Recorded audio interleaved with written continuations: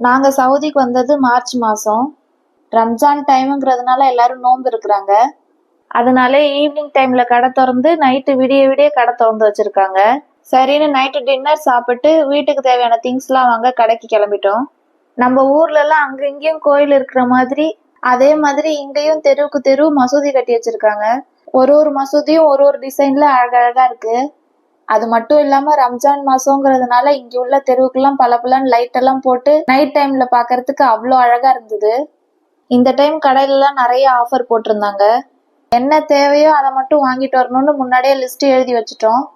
கரெக்டா எவ்வளவோ பிளான் பண்ணியிருந்தோம். கடைசியில இந்த ஆரா குட்டிய மறந்துட்டோம். எப்பவும் 9:30க்குள்ள தூங்கிடுவான். கரெக்டா கடையில பாதி சாமான் எடுத்துட்டு இருக்கிறதுக்குள்ளே அலாரம் அடிச்ச மாதிரி கண்ணை கசக்க ஆரம்பிச்சிட்டான். அப்புறம் எடுத்த வரைக்கும் பில்ல போட்டுட்டு மீதி அப்புறம் வாங்கிக்கலான்னு வீட்டுக்கு கிளம்பி வந்துட்டோம். நாளைக்கு ஒரு வீடியோல பார்க்கலாம். Tata bye.